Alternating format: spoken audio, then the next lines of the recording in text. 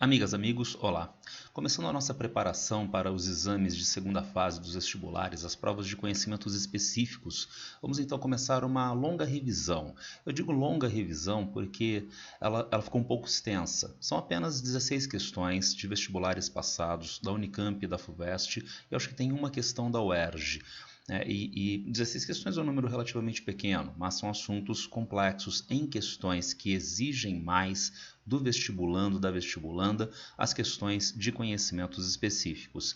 E por isso eu acabei dividindo as apresentações em vídeo dessa revisão em partes, em temas. Vamos então começar hoje o primeiro destes temas. Eu vou deixar na descrição aqui desse vídeo o link do GeoVest, onde você pode encontrar a lista total de exercícios e a apresentação PowerPoint com todos os comentários. E aos poucos, nos próximos dias, nas próximas semanas, na verdade, nós vamos subindo todos os vídeos relacionados a todos esses temas que estão sendo tratados. No vídeo de hoje, nós vamos começar a trabalhar o tema da energia. Então temos aí revisão dissertativa e vamos para o nosso tema energia. Se eu me colocar aqui um pouquinho mais para o cantinho na tela, talvez fique mais legal. Então, primeiro, uma breve abordagem teórica e depois a gente avança com as questões de vestibular e com as análises dessas questões. Nós temos aqui alguns dados relacionados à energia aqui no Brasil e em escala mundial. Primeiro, oferta de energia interna aqui no Brasil. Então, como se produz a chamada matriz energética? E o que é a matriz energética? É o conjunto de fontes primárias de energia que são utilizadas por uma sociedade. Lembrando ainda que fonte primária é a fonte que é utilizada a partir da natureza. O petróleo, por exemplo, é fonte primária de energia, tá legal? A lenha é fonte primária. Veja, aqui está marcado adequadamente hidráulica. Não é energia elétrica e muito menos hidrelétrica, tá certo? A energia elétrica é uma energia secundária, resultado do processamento da energia primária através de um processo industrial. E a hidrelétrica é a infraestrutura industrial que faz esse processamento da energia primária hidráulica em energia secundária elétrica, tá certo? E segundo o gráfico nós encontramos, vejam, petróleo e derivados lideram a nossa matriz energética, 34,4%, dados para 2022, dados deste ano, tá legal? Encontramos gás natural com 13,3%, encontramos ainda carvão com 5,6%. Agora, o que esses três têm em comum?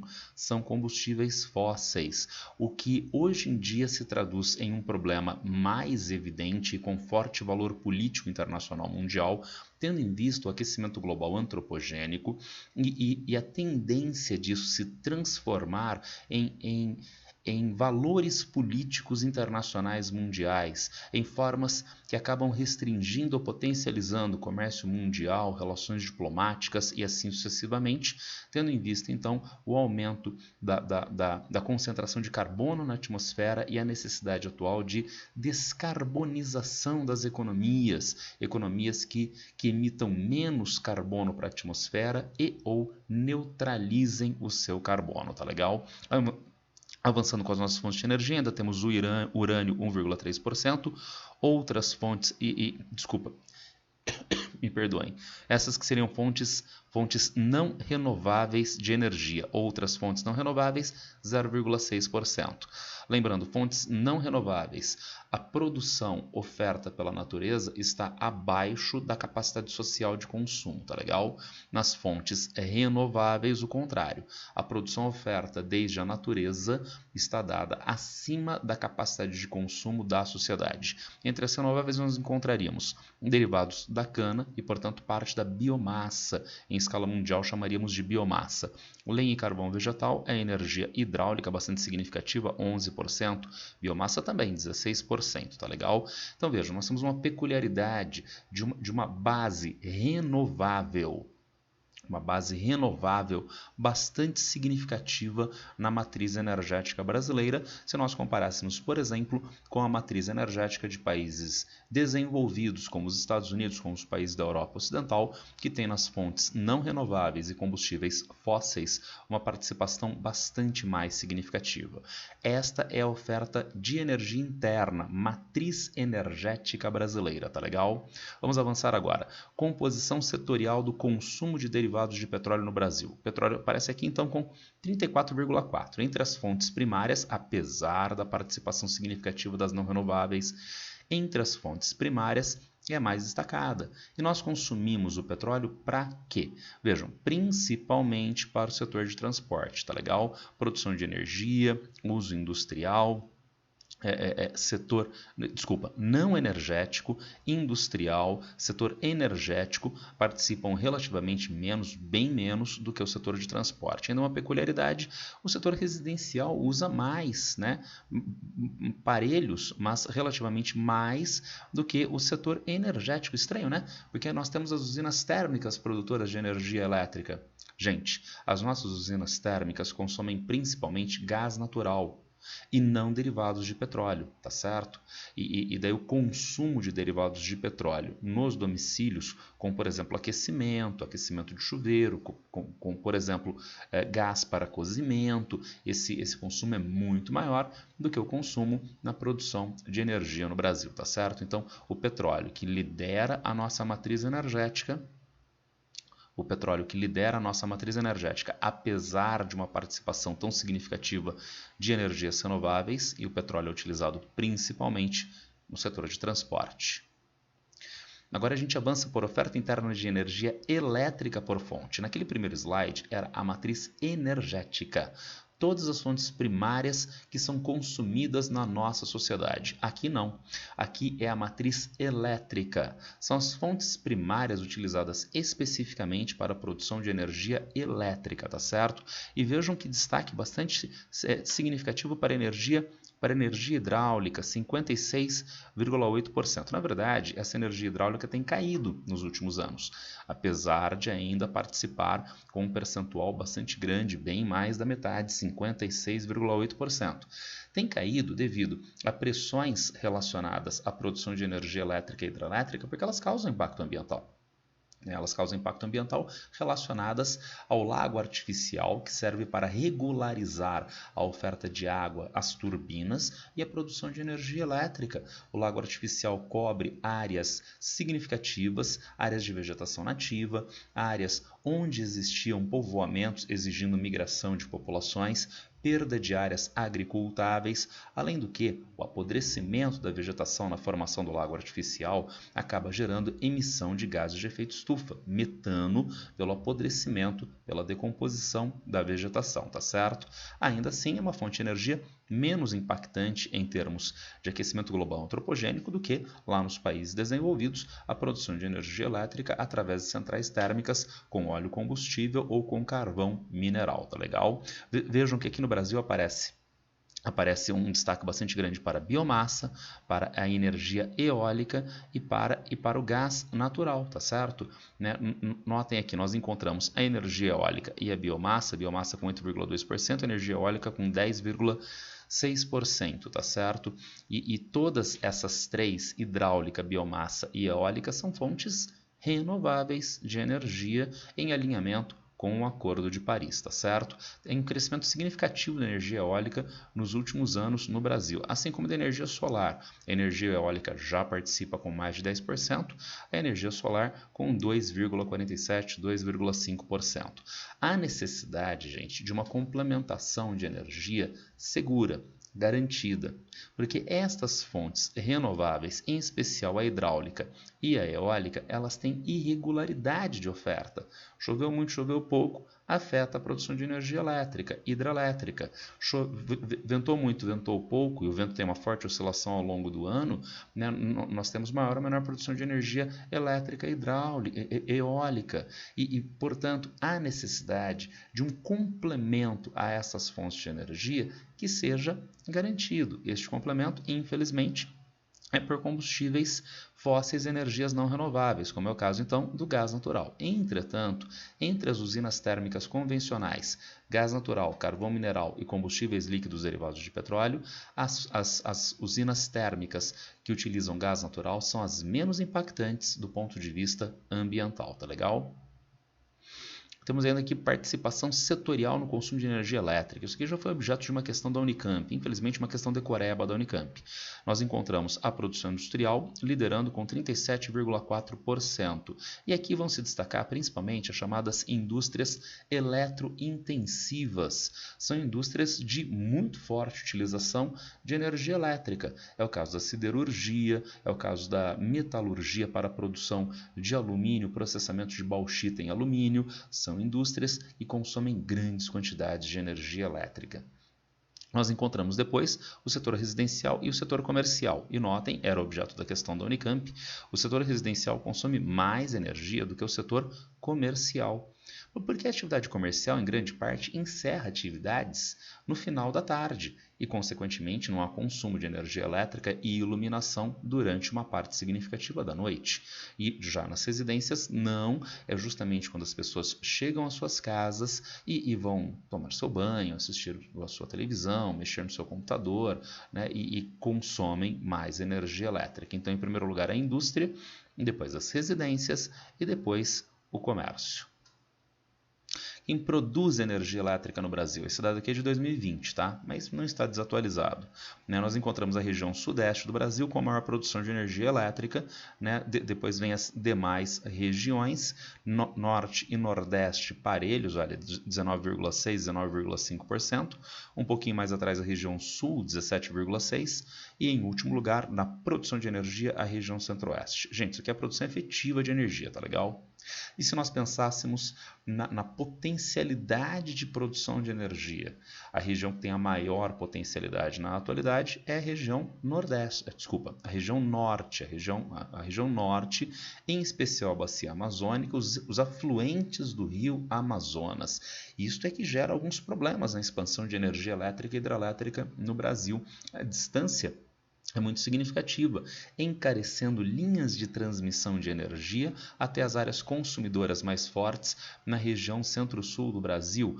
2. O impacto ambiental nessas regiões, então gerando impacto sobre a vegetação nativa e, como a gente viu anteriormente, emissão de gases de efeito estufa, gás metano, da decomposição da vegetação no lago artificial. E são projetos de envergadura, são projetos que têm um custo bastante elevado para a geração massiva de energia elétrica, são alguns entraves para a nossa produção de energia elétrica na região amazônica na atualidade. Temos então alternativas à produção elétrica e hidrelétrica, ainda dentro do campo da energia renovável com menor impacto ambiental, a energia eólica e a energia solar. Não são quaisquer áreas que dão margem para a produção hidrelétrica e para a produção eólica ou solar. As usinas hidrelétricas exigem desníveis no relevo para que haja rios encachoeirados, grande volume d'água e perenidade. E, portanto, nós instalamos a usina hidrelétrica não em qualquer lugar, mas aonde a dona natureza deixar. A mesma coisa vale para a energia eólica. Os parques eólicos exigem regiões que tenham ventos fortes e o mais constante possível ao longo do ano. E onde nós encontramos essas regiões no Brasil? Segundo o nosso mapa, as regiões mais vermelhinhas, com destaque para a região Nordeste, a principal área do Brasil hoje na produção de energia eólica, tá certo? E energia solar, o Brasil é um país intertropical. Isso é uma vantagem bastante significativa para a produção de energia, para o uso da energia solar, inclusive para a produção de energia elétrica, porque a região intertropical, entre o Trópico de Capricórnio e o Trópico de Câncer, é a região que recebe a maior insolação ao longo do ano, se beneficiando, portanto, para o uso dessa energia solar. Entretanto, se nós pensássemos só no fator latitudinal, a gente poderia imaginar que quanto mais próximo da linha do Equador, maior o potencial de uso da energia solar. Não é o que aparece no nosso mapinha. No nosso mapinha aparecem áreas como Manaus mais clarinhas, comparativamente a estas áreas do Nordeste, inclusive com latitudes relativamente maiores do que Manaus, mas com um potencial muito maior para o uso de energia solar. Um segundo fator muito importante é a nebulosidade. Na região amazônica brasileira, a cobertura de nuvens usual ao longo do ano faz com que haja menor insolação na superfície. Na região nordeste, onde nós temos clima semiárido, menor cobertura de nuvens, o potencial para uso dessa modalidade energética é maior. Então, dois fatores, o fator latitudinal, nisso o Brasil está bastante beneficiado, e o fator nebulosidade, que dá um destaque maior para a região nordeste do Brasil. Temos agora um comparativo de uso de energia e o problema da poluição, da emissão de gases de efeito estufa entre as duas maiores economias mundiais, os gigantes em economia do mundo de hoje, os Estados Unidos e a China. Segundo dados da CNN, para 2021, os Estados Unidos são os maiores emissores ao longo da história. Então a gente coloca aqui os Estados Unidos, vejam, na primeira posição disparados e a China na segunda posição.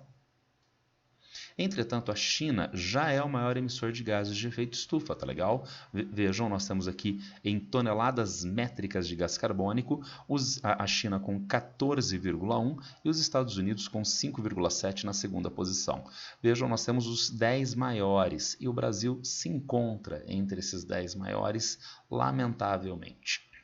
E essa posição desonrosa do Brasil não está ligada fortemente à produção industrial ou ao uso de veículos automotores. Está ligada ao uso da terra e o desmatamento e queimadas. E, portanto, é fundamental para nós melhorarmos a nossa posição, né, na emissão de gás de efeito estufa, saindo desta lista ruim dos 10 maiores emissores, melhor uso da terra, órgãos de fiscalização ambiental, implementação de reforma agrária, criação de terras indígenas, porque vejam, nestas áreas que têm destinação, assentamento de reforma agrária, terra indígena, nós temos cuidados pelas próprias populações que evitam o uso irregular e ilícito da terra e as queimadas emissoras de gases de efeito estufa.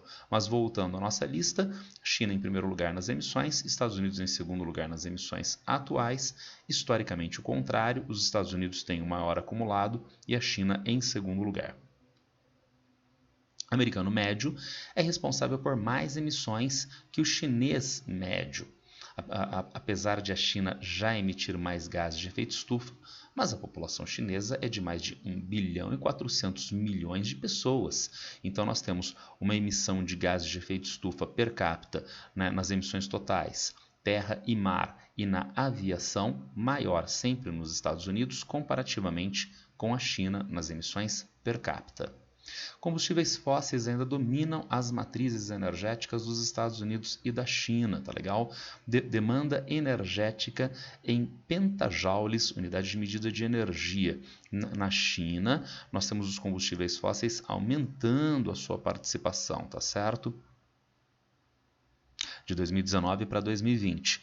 Nos Estados Unidos, com uma pequena redução, tendo em vista a China ser uma economia ainda em forte crescimento e ainda forte dependente destes combustíveis fósseis no seu crescimento econômico, como foi na Europa Ocidental, como foi nos Estados Unidos ao longo da sua formação econômica. E se a China ainda é mais dependente de combustíveis fósseis, o que está em linha com a sua maior emissão de gases de efeito estufa frente aos Estados Unidos, vejam, China produz mais energia eólica e solar do que os Estados Unidos. Então nós temos uma curva de crescimento bastante acentuada, colocando a China bem à frente dos Estados Unidos na produção dessas modalidades menos impactantes do ponto de vista ambiental, tá certo? Bom, depois de tudo isso, e o vestibular? Como é que ele vê, como ele cobra isso da gente? Temos aqui a questãozinha da Unicamp 2022. As transições energéticas têm o mesmo objetivo, mas diferentes caminhos possíveis. As trajetórias eleitas em cada país e região do mundo dependerão da disponibilidade de recursos naturais e das condições internas, como tecnologia própria ou apropriada, políticas públicas e financiamento. Cada país transitará para sistemas energéticos mais limpos e flexíveis segundo suas suas virtualidades, o que não significa um completo abandono das fontes de energia do passado, que podem seguir presentes na matriz energética, ainda que perdendo sua importância relativa. Veja essa parte final em linha com o que eu tinha colocado para vocês anteriormente. Será que nós podemos hoje substituir integralmente a energia elétrica produzida por hidrelétricas e térmicas por energia eólica? Não, não podemos, porque ainda não há tecnologia e condição de transmissão de energia para compensar a oscilação que a produção de energia elétrica e eólica tem. Então, é bem-vindo que haja um crescimento fantástico da energia eólica e solar no Brasil, mas esse crescimento não tem horizonte hoje de substituir definitivamente as fontes não renováveis para a produção, por exemplo, de energia elétrica, tá legal? Bom, desse texto básico, o que a Unicamp queria? Sobre o tema destacado no texto acima, responda o que é transição energética e o que significa descarbonização da economia. Quais os dois países do mundo que mais produzem energia de fontes não renováveis? Item B, no Brasil, que região concentra o maior potencial de produção de energia hidroelétrica e que região produz a maior quantidade de energia eólica? Explique a diferença entre as fontes renováveis convencionais e fontes renováveis não convencionais de energia. E o que será que a Unicamp apresentou como respostinha para essas questões? Lembrando, a Unicamp não apenas apresenta o seu exame vestibular com questões normalmente de boa qualidade, mas ela também coloca a expectativa de resposta que ela tinha em relação às suas questões. Então, nesse caso, nós não precisamos buscar resoluções de cursinhos diversos, nós podemos buscar o que a própria Unicamp demandava como resposta para a sua questão.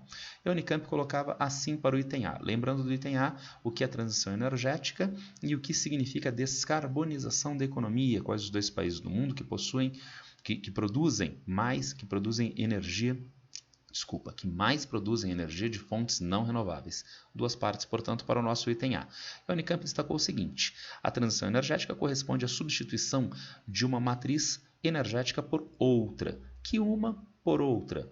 Como exemplo, podemos citar a atual transição, na qual se busca substituir as fontes de energia altamente poluentes, como os hidrocarbonetos, por fontes mais limpas, como a solar e eólica. E, portanto, o avanço da energia solar, o avanço da energia eólica faz parte disso que se convencionou chamar transição energética. Ainda mais, a descarbonização da economia diz respeito ao uso de fontes de energia que emitem menos gases de efeito estufa, especialmente o gás carbônico.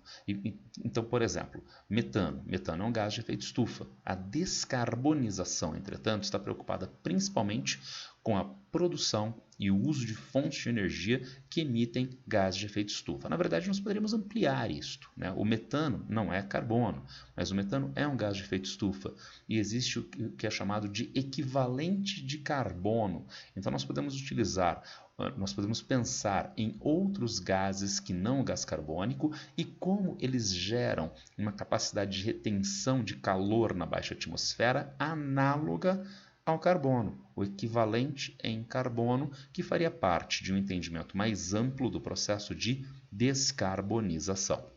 E ainda para finalizar, finalmente, os países do mundo que mais produzem energia de fontes não renováveis são as duas maiores economias mundiais, Estados Unidos e a China, tá legal? O que a Unicamp queria mesmo do nosso item B? No Brasil, que região concentra o maior potencial de produção de energia hidroelétrica e que região produz a maior quantidade de energia eólica? Explica a diferença de fontes renováveis convencionais e não convencionais. Com maior potencial de produção a região com maior potencial hidroelétrico é a região norte ou amazônica. Não, tem a Unicamp, então deixou em aberto. Podia colocar norte, podia colocar amazônica, norte, macro-regiões do IBGE, amazônica, complexos regionais do Pinchas-Geiger. Então, qualquer região, qualquer uma dessas classificações, né, responderia a questão. Continuando, enquanto que a região com maior potencial eólico instalado é a região Nordeste, como nós tínhamos visto naquele nosso mapinha de potencial de energia eólica no Brasil. Continuando, as fontes de energia renováveis convencionais são aquelas mais frequentemente utilizadas, como a energia produzida pelo bagaço da cana-de-açúcar e a energia produzida pelas usinas hidrelétricas. Isto é, gente, são tecnologias mais tradicionais, né? São tecnologias mais estáveis, mais tradicionais, de uso em escala industrial mais usual do que outras fontes. E o que seriam então as não convencionais? E as não convencionais são aquelas que resultam das mais novas tecnologias para a produção de energia, como é o caso da solar, eólica e geotérmica. Pronto, teríamos então a respostinha que a Unicamp esperava para a sua questão. Será que os alunos foram bem? Vejamos, a questão apresentou baixo percentual de candidatos com nota 0, só 6,3%, pois acredita-se que o conhecimento da temática e o fragmento de texto auxiliou os candidatos na formulação da resposta A, expectativa da banca. Essa foi a expectativa da banca que se concretizou, faltou um ponto final ali. Ó. Essa foi a expectativa da banca que se concretizou. Eu destacaria ainda para vocês do comentário da Unicamp. A parte conceitual da questão foi responsável pelo maior aumento de notas. Entretanto, os candidatos erravam o nome dos países no mundo que mais produzem energia de fontes não renováveis, como também a região brasileira com maior potencial de energia eólica. Os alunos erravam, dona Unicamp, e seria bom a Unicamp fazer uma revisão disso nos exames vestibulares, porque esta parte é meramente por memorização e lista. Então, se eu quiser saber qual é o país que mais emite gases de efeito estufa, e nós sabemos, vimos logo anteriormente, China e Estados Unidos, e hoje a China em primeiro lugar, e no acumulado histórico os Estados Unidos em primeiro lugar. Mas se eu quiser saber isto, com qualquer smartphone, em qualquer lugar, em 30 segundos, você acessa uma lista desse ranqueamento de uma fonte confiável. Então, isto não é uma informação a ser cobrada. Não é? Então, a Unicamp, talvez, a partir disso que ela própria identificou, poderia fazer uma revisão disto. E ao invés de cobrar uma memorização estúpida que nós podemos compensar em qualquer listinha e pesquisa em redes sociais e trabalhar de forma, como ela mesma colocou aqui, ó, de forma mais conceitual as respostas, dando então prioridade para alunos que têm o seu melhor preparo. Vamos ver como é que a FUVEST cobrou o tema? FUVEST, observe os gráficos. Nós temos um gráfico que mostra geração de energia elétrica por tipo de fonte. Temos aqui terawatts-hora, aqui na sua abreviação, e a participação de fontes renováveis no Brasil de 2001 a 2019, tá certo? Então, hidrelétrica e não renováveis e outras fontes. Notem então, as hidrelétricas sempre lideram, mas a gente tem um certo crescimento, principalmente aqui de 2010, 2011 até 2015, das fontes não renováveis na geração de energia elétrica. Temos ainda geração de energia elétrica por fonte renovável, hidrelétrica, eólica, solar, outras renováveis em vários países do mundo, tá certo? O Brasil numa posição bastante destacada, segundo lugar, né, atrás apenas da Noruega em porcentagem, tá certo? Vejamos, a partir dos dados apresentados, item A, apresente uma diferença entre a matriz energética do Brasil e da China. Lembrando, a FUVEST não apresenta resolução oficial, então a gente precisa pensar na nossa própria respostinha e imaginar que ela tenha sido a melhor possível. Então uma diferença da matriz energética. Matriz energética, hein? Não é matriz elétrica, tá certo? Então, notem bem, a gente tem um destaque bastante grande no Brasil das hidrelétricas que são renováveis, tá? E na geração de energia por fontes renováveis, olha a China caindo lá atrás, nota, tá atrás da Argentina, um pouquinho à frente da média mundial. Então, utilizando os dados que a própria FUVEST nos forneceu, uma base renovável mais destacada na matriz energética do Brasil, comparativamente à da China. Isso responderia, quem sabe, o item A. No item B, aponte duas razões que dificultam ao Brasil assumir a liderança no ranking mundial de geração de energia elétrica por fonte renovável. Hoje, a nossa principal fonte renovável é a hidrelétrica, e nós vimos logo anteriormente que a fronteira de geração de energia elétrica e hidrelétrica no Brasil hoje é a região norte. E daí o problema da construção de grandes hidrelétricas na região norte, gerando impacto ambiental com área alagada sobre a vegetação nativa, exigindo expulsão de populações tradicionais, de povos originários da região, gerando, portanto, impactos socioambientais, além de 3, o custo de transmissão desta energia elétrica em direção às áreas consumidoras no centro-sul do Brasil. E vejamos então o item C, explique 2 razões para o aumento da produção de energia não renovável no Brasil entre 2011 e 2015. Vejam, de fato, a partir de 2010, 2011 e até 2015, aumentou a vermelhinha não renovável. Depois diminuiu um pouquinho de novo. Gente, trata-se da crise hídrica, não é? Em linha com o que eu tinha colocado anteriormente para vocês, nós não temos uma confiabilidade de última instância na energia hidrelétrica, na energia elétrica e hidrelétrica. Falta chuva, falta energia elétrica. E daí nós precisamos compensar isto com energia térmica. Compensar quando é necessário, porque além de a energia elétrica e hidrelétrica ter menor impacto ambiental, a energia elétrica e hidrelétrica tem um custo menor de produção ao consumidor final, pessoa física ou empresas, comparativamente à energia térmica. Então, nós só acionamos mais intensamente a nossa base térmica quando é necessário, como, por exemplo, na crise hídrica neste período. Questão de excelente qualidade da FUVEST, envolveu intertextualidade, envolveu a leitura dos gráficos e a aplicação de conhecimentos diversos relacionados ao tema da energia no Brasil e no mundo.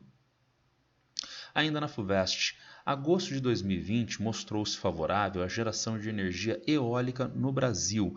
Em uma mesma semana, o Operador Nacional do Sistema Elétrico registrou 3 recordes de geração média de energia e no dia 6 de agosto os sistemas chegaram a produzir, a quantidade ficou apagada, desculpa. Esse montante, produziu uma grande quantidade. Este montante é suficiente para abastecer 94,4% da demanda elétrica de todos os estados da região Nordeste. E a FUVEST queria, sobre a produção de energia eólica, responda aos itens. Cite qual é o elemento do clima que dá origem à energia eólica. Trata-se do vento, Lembrando, elementos do clima, são os caracterizadores do clima, tá certo?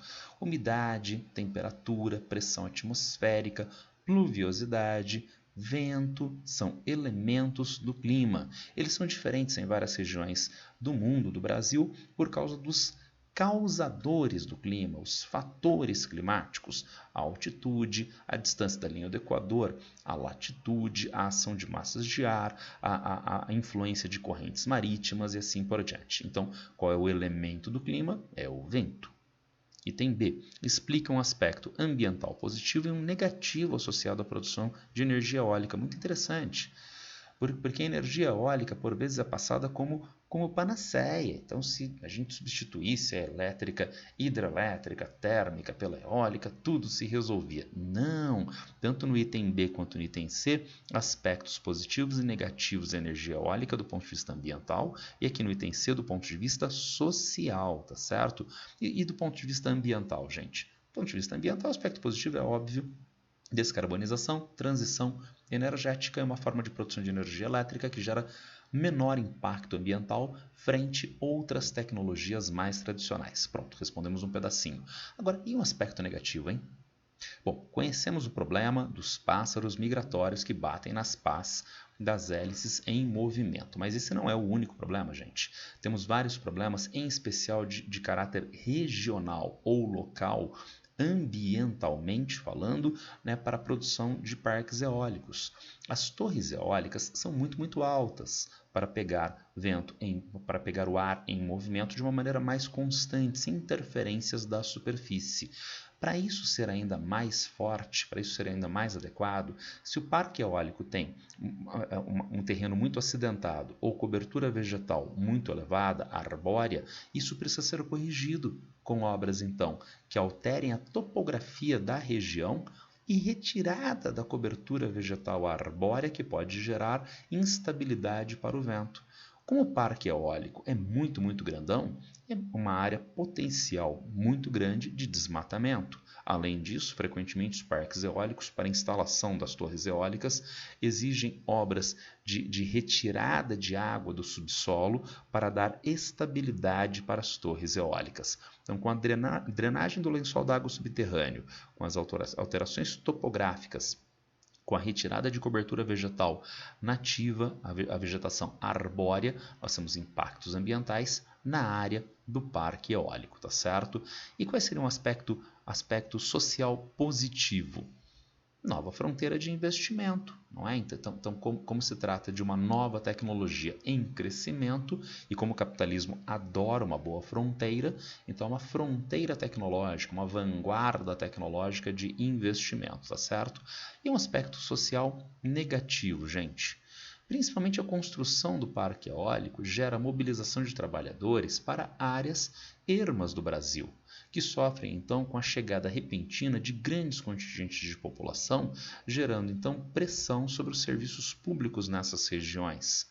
E, eventualmente, com a retirada desses trabalhadores destas obras, o crescimento de atividade econômica enfrenta uma retração imediata. Então, vejam, a gente tem as obras de criação do parque eólico, pressão sobre os serviços urbanos de pequenas cidades, crescimento eventual desses serviços urbanos, mas com a retirada da obra, carência no abastecimento das próprias populações e, portanto, problemas diversos nas regiões que recebem estas obras, tá legal?